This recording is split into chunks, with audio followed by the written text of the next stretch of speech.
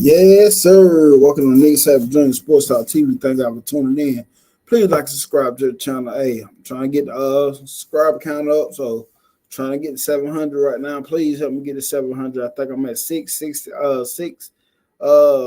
90 something right now. Hey, help me out right now. Help me out right now. But hey, today I am here to give my final thoughts on the Arkansas at Alabama game. Alabama holds off Arkansas for the win. And guess what? We still number one in the West. And that's the only thing that matters, baby. That's the only thing that matters. And I will say, I got my Tusk Award winners of the week, but I'm not going to give a big, long spiel on it. I'm only giving out 2 awards this week. And this is because that I think these are important things. Is no knock to the other players. Listen, we had players that did well this week. Our running back the room did well this week. Miro, he did well this week again. Caleb Downs, hey, he balled out this week. Tim Keenan, he balled out. There's a lot of guys that balled out this week, but I just want to give it to 2 people. And before we get started on that, I want to shout out to everybody in the chat. Jay Shites, Bobby, Icebox, Rise Up. Appreciate y'all for tuning in. But like I said, I'm gonna start off with my first award winner of the week is Will Riker, becoming the most scoring player in the SEC history. Congratulations to him. Like I said, it was critical for him coming back this offseason to a fairly young team. Like, he is really needed, and sometimes I don't believe most people understand the importance of a good field goal kicker of his caliber, man. So congratulations to you for being on the list this week. And my number two, these are the only 2 I'm giving out, is Coach Nick Saban. Coach Nick Saban with 200 wins since he's been in Alabama. Hey, I forgot what it is, but yeah, 200 wins right now. 200 wins. And congratulations to him for that. That's a big milestone in your coaching career. Hey, keep doing your thing. We support you down here in Alabama, man. As Alabama fans, we support you and keep it up. But before I get into my final thoughts, y'all know me. I'm a football guy. And I gotta say that prayers out to Brock Bowers. Heal up fast. Brock Bowers breaking news today that he's gonna be out for the regular season. So if they make it to the playoffs or any in the bowl games, he'll be back. But you know me, I don't like stuff like that. I like for everybody that have their full strength of team. They tend to be strong. And Brock Bowers is a key person in the college football, man. You can not like him, not like it, but he is a beast on the college football field. And Tammy, what's up, sis? What's up? Roll Tide. And I just gotta say, prayers out to Brock Bowers. Hope he for a speedy recovery to him and get back to doing what you do, so we can beat you in the SEC championship. But let's get on to my final thoughts. I gave up my Tusk Award winners of the week, and that's yes, he's a hell of a player. Don't wish that on any. Exactly, Rise Up. You know how I feel about stuff like that. But my 2 Tusk Award winners of the week were Will Riker and Coach Nick Saban. But as I get into my final thoughts, let's talk about it. My first final thought is the offensive line was better in the run blocking, but still has to communicate better on picking up the pass blitz.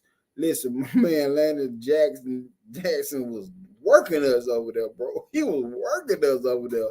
But just overall, we got to still get better in the blitz. We still got to get better picking up the blitz. And like I say, we're getting better.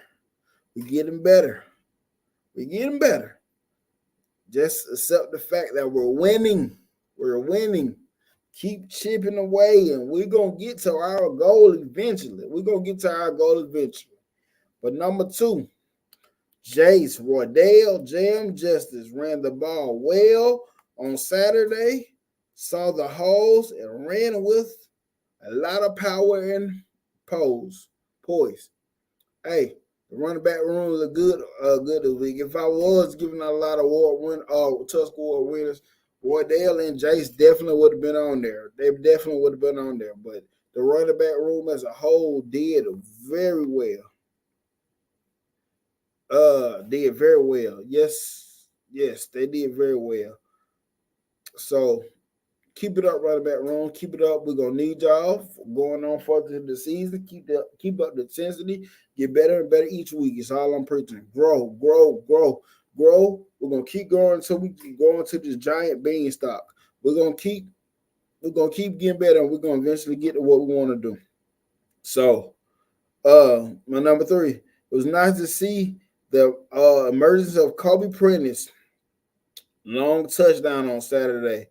Showing good hands to that on Saturday, and hope to see that continues. Listen, Rise Up asked me, because I was telling him, I was on one of our shows. It was one of the shows we did on Friday, I think. He asked me about, we was talking about the wide receivers, and I think I said that I think Isaiah Bond and Burton like 1A, 1B, and he asked me who my number 2 is, and I said Kobe Prentice. I said Kobe Prentice.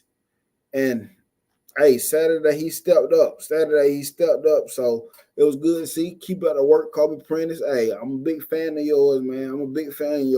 Actually, man, I follow your mom on IG too, Kobe Prentice. So hey, keep it up, man. Keep it up. And my number 4, Real Rocker officially became the SEC all-time leading scorer on Saturday. We truly appreciate him. Appreciate having had him all these years. He's elite. He's an elite kicker. And I'm going to ask y'all this, if y'all in here. What round? Yeah, Prentice is my guy too. I'm a big fan of him, man. I was a big fan of him coming out of high school, man. He came in putting in that work and all that. But I'm going to ask y'all, with Will Riker, what round do y'all think he can get drafted in as a kicker? What round do y'all think he can get drafted? Because he's when it comes to field goal kicking, he money. He is money. Remember, he had that one season where he didn't miss any at all. Like, so that's money, man. So I'm asking y'all, put in the chat right now, what round do y'all think he can go in as a kicker? Number 5, one of my points is the defensive front continued to wreak havoc up front and ended up with 4 sacks and 7 tackles for loss. Big time. I know Icebox, this is a tough one. That's a tough one, yes. But defensive line continue to keep doing what you do. And I'm going to tell you, Saturday, Tennessee showed me something. I don't care what nobody say. Texas A&M has a good front 7. Tennessee was able to run on their front 7. I know my man Rag said something about he don't see what we seeing, and Tennessee ran all over them. But guess who didn't? We didn't run all over them. And I seen something in them Saturday. They can run the ball. But I will say this. Bama giving their punter a crazy amount of playing time lately. Yep, y'all probably gonna be doing the same without Brock Bowers too, Jay Shock. I'm just saying. But I pray for a speedy recovery for him as well, though. I truly do mean that. Like I want to see him back on the field, football field. To me, Brock Bowers means a lot to college football. But I seen Tennessee able to run the ball on that front 7. So defensive line, y'all continue to keep doing what you're doing, but hey, y'all gonna have to take away. How many rounds do they have? 7 rounds. They got 7 rounds. I'm gonna be honest with you. I can see him going in the 4th round, maybe 3rd, depends on how bad a kicker is needed. But I can at least see him going in the 4th round. That's my opinion. But back to the defense line. Y'all gonna have to plug up the run lanes because Tennessee can hit them run lanes. They can run the ball. They can run the ball. They can run the ball. I can understand. Lucky Lawson and Oscar Dale will step up to complete. Listen, I understand that Jay Shites, but you know good and well, bro, that man is them boy ain't none of them near Brock Bowers type. I get that. They are good. I give Lawson Lucky and Oscar Delp is good. I get that. But they're nowhere near a Brock Bowers type. They're not game changers like Brock Bowers. You can't do all the stuff you do with Brock Bowers with those two guys. And I get that too. Yes, y'all do got plenty of weapons. But let's be for real. Brock Bowers is the workhorse. Let's be for real. Be for real. I say 5th round. Yes. That's for real though. Brock Bowers is the workhorse. And like I said, I pray for a speedy recovery. And I truly mean that from my bottom of my heart. But Oscar Delp and Lawson Luckily is not that guy. Is not that guy. And I ain't saying y'all gonna lose without him. Believe me, I still don't think I still think y'all will run the tables. But that is the workhorse of y'all team. Let's be for real. But y'all defense line, y'all keep it up. Y'all keep it up. And my number 6 thought is, I appreciate all y'all tuning in. Gabe, 2-time, my guy. What's up, man? What's up? But my number 6 final thought is Tim Kenny continues to play very well up front. He is slowly becoming one of the best linemen in the SEC. That's my thoughts. That's my opinion. That's my thoughts and my opinion. I feel like the dude coming into his own. He's young and he already come to his own. And I think next year that defensive line is going to be so crazy. We seeing the emergence of those guys now. You know, Jaheim Otis, Tim Keaton next year they're gonna be on a whole nother level. But Tim Keaton continue to step up, keep playing. My other thought is the secondary didn't give up anything deep, but they allowed underneath routes to be completed. Got to improve on that. And with me saying that is, listen, I know the underneath routes are going to be completed. We're not going to make everybody incomplete passes. We're not going to force incomplete passes every time. But I think, to my liking, we gave up too many underneath routes. But I would rather give up underneath routes than deep balls any day. That's just my opinion. I'd rather give up underneath routes than deep balls any way. That means we're keeping everything in front of us. But when you give up those plays like that, a lot of times you're chipping away into the red zone to get in the end zone. So my number 8, the deep ball for Jalen Milroe continues to be the stronger part of his passing game. Got to develop touch in the short throws, though. Jalen Milroe, you the man when it comes to I'm gonna answer that question, my man Mike. I'm gonna answer that question, but Jalen Milroe, you gotta develop the touch in the short routes, man. Every play cannot be a bomb downfield. Every play can't be a bomb downfield. It can't be for the fact that you don't have that time always. Everybody ain't always breaking loose downfield, but it was some throws in that game, Milroe. I'm gonna say you took sacks. You was just holding the ball. You gotta let the ball go. And it's one of them things. I know you're growing. But we into the schedule now. We into the season now. Like, we almost done, bro. We almost done. So I'm gonna say this.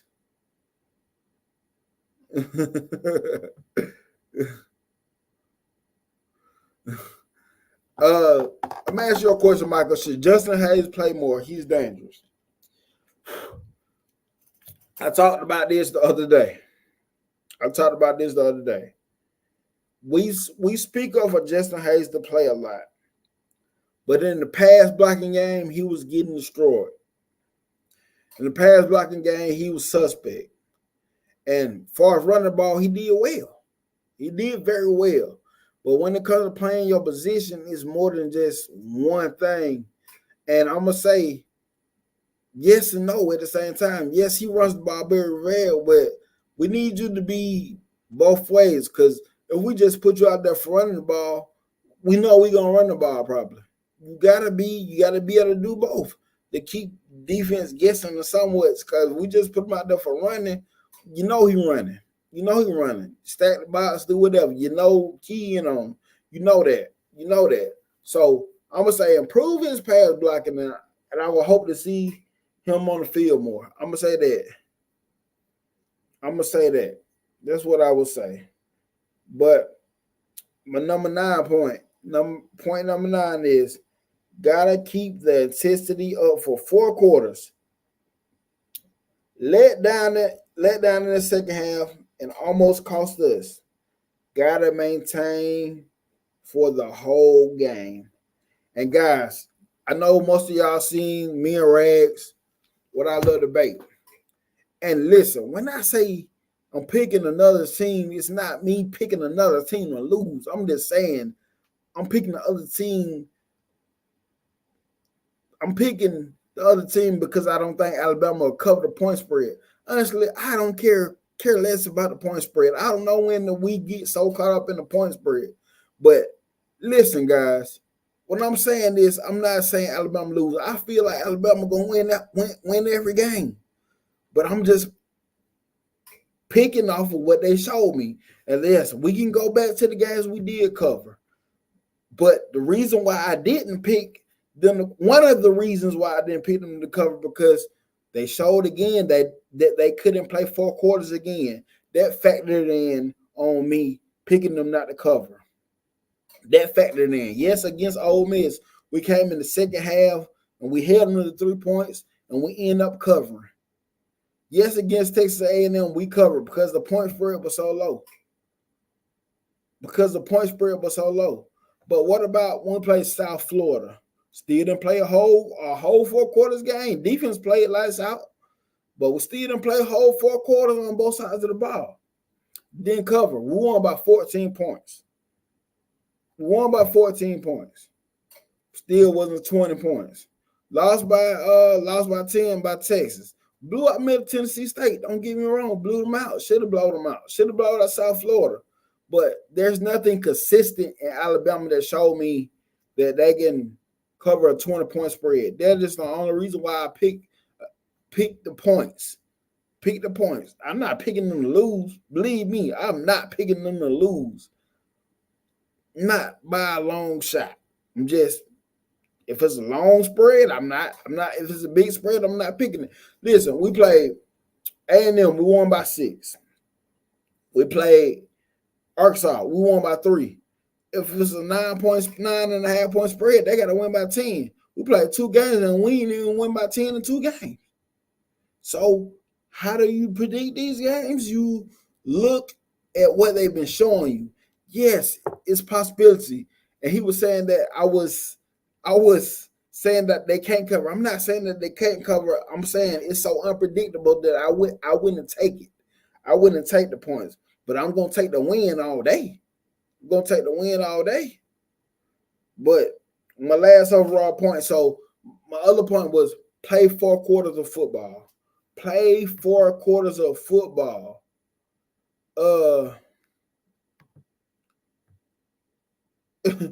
Play 4 quarters of football. That's all I'm saying. Play 4 quarters of football. If we play 4 quarters of football, we'll be beating the brakes off teams. If we eliminate penalties, we'll be beating the brakes off teams. Yes, stop the BS penalties and changing the momentum.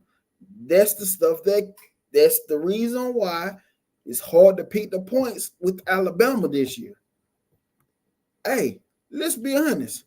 We barely scoring 20 points. We barely scoring over 20 points.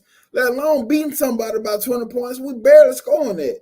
And yes, any given Saturday, it can happen. That's just the way the game go, bro. That's just the way the game go. It's unpredictable. It's a guessing game when you're doing this effort anyway. It's a guessing game anyway, but 4 quarters of football, start the penalties and change the momentum. We got to keep the intensity all the way through. Got to keep the intensity all the way through. So my number 10 is overall. A win is a win. We are still number one in the West. Gotta get ready for Tennessee week. Week. I expect it to be a great game in Bryant-Denny Stadium. And I'm telling you right now, I'm ready to smoke my cigar. I'm ready to have a smoke session. I'm ready to have a smoke session on Saturday. But I'm telling you, one thing I feel confident. One thing I feel confident about it is because when we do play tough opponents, Alabama does have the tendency to get up to play the real tough opponents. I'm thinking they're coming in with the mindset of last year revenge tour, but it's one of the things. Show me. Let's show me. I like talking to Bama fans.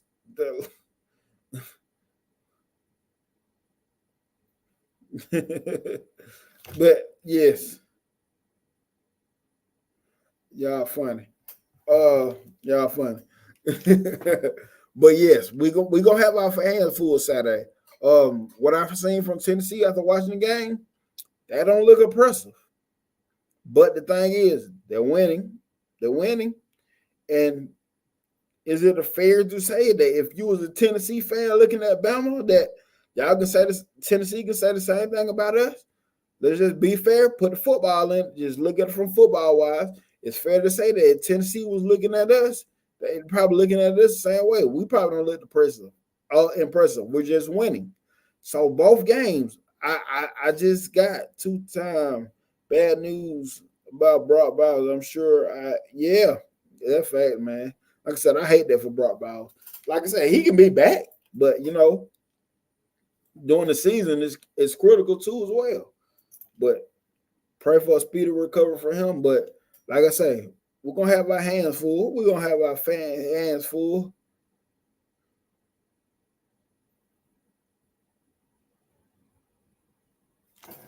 Y'all funny. Jay Shots, you so funny, bro.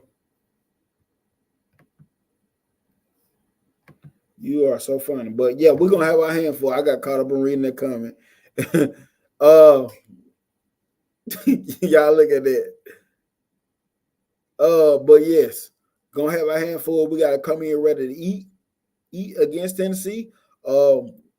We get after Milton. It's gonna be a long day, but also we got to worry about their run game. Tennessee has a good run game. They hit the holes. They hit the holes well, and it's done by a committee with their running back group. Like I said, they ran on A&M front seven, and I don't care what nobody say. That front seven is fire. And listen, if we the defensive ends don't keep containment, force them in the middle. Even if we force them in the middle, we gotta stop the run gaps in the middle because them dudes can hit it. Them dudes can hit the whole well, man. They can hit the middle as well. So we just got to slow down that run game. We slow down that run game and make Milton beat us with an arm. I think our secondary can hold off. Square right, Ramel Keaton and the rest of their crew. They're just my good.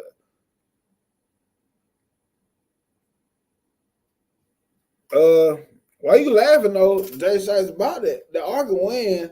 It should have been by more, but honestly, you look at their schedule, they played a respectable schedule, and the teams they lost against, they played hard. They still won BYU, but I said, though, this can be a trap game. That's just my opinion. I said they can be a trap game.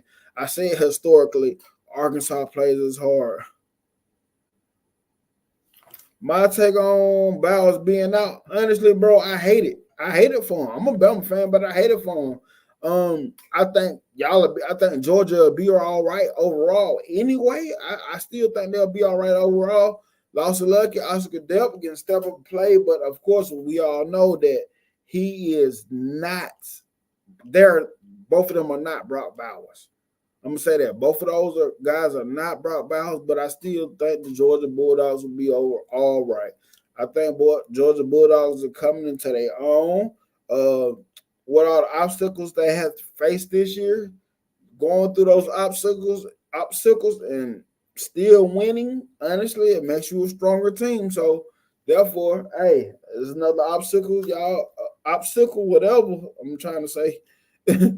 I can't get my words right now, but that's another one y'all. I feel like y'all can overcome. That's just my opinion, though. That is my opinion. I think y'all be all right. But Brock Bowers needs to get back. He's a big deal to college football as a whole. He's a big deal to college football. I say that. He's a big deal to college football. So praying for his recovery. Hopefully he can return faster than one expected. Get ready to play some football going into this postseason. But let's get after it. Let's get ready to smoke some cigars, man. Let's get after it.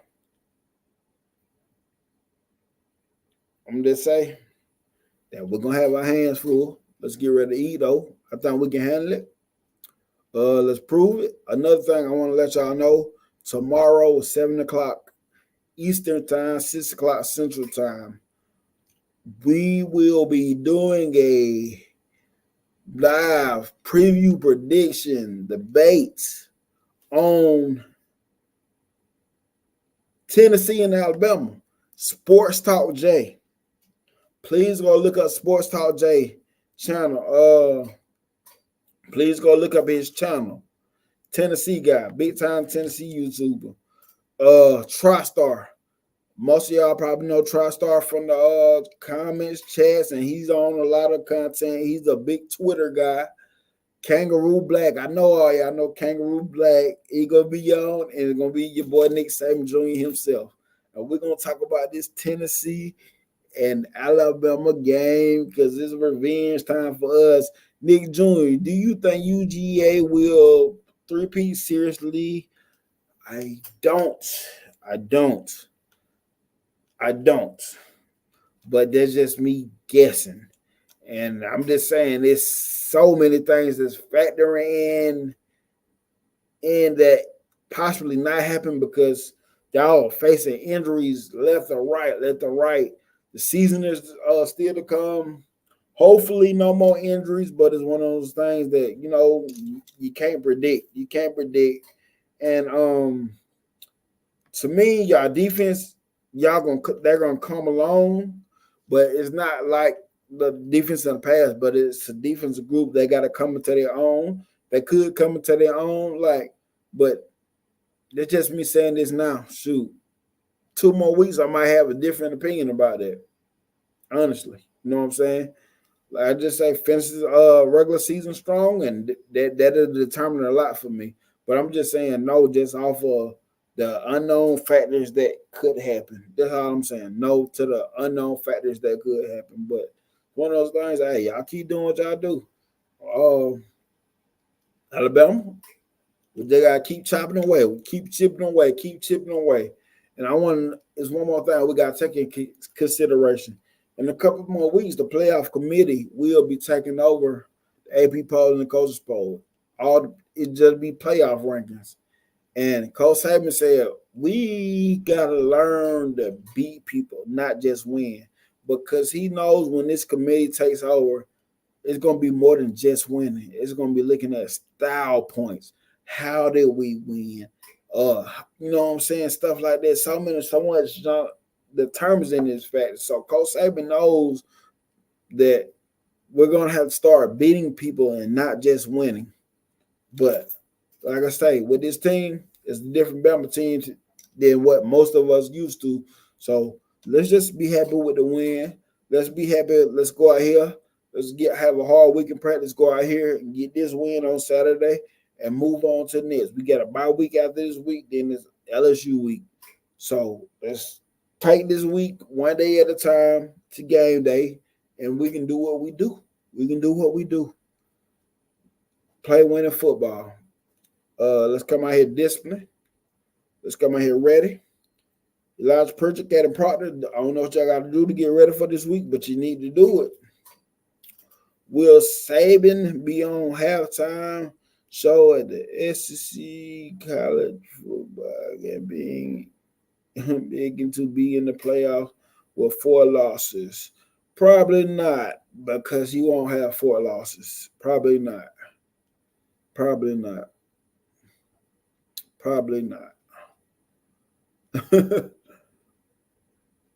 Will it be vice versa?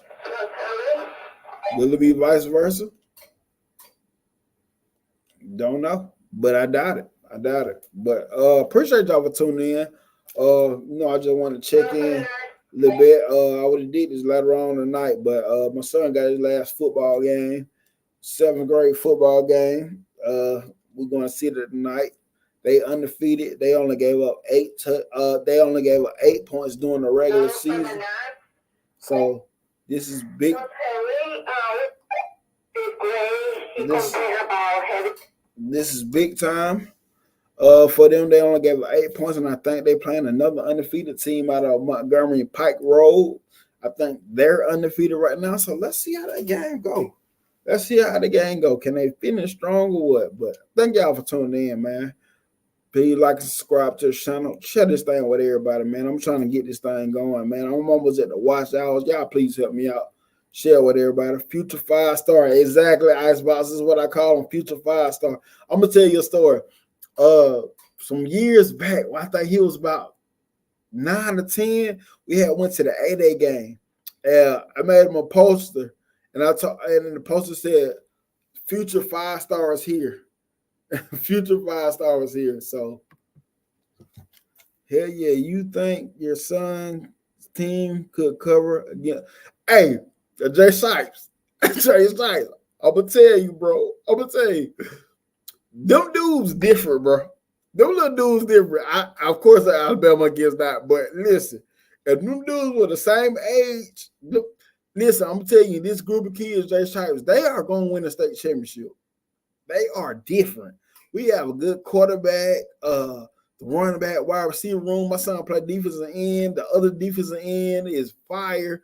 Both ends are fire. Our linebacker group is fire. Like, honestly, bro, if they were the same age, they probably could, bro. Because they different. I'm telling you, this team, we played a jamboree game. We played Opelika in the jamboree game.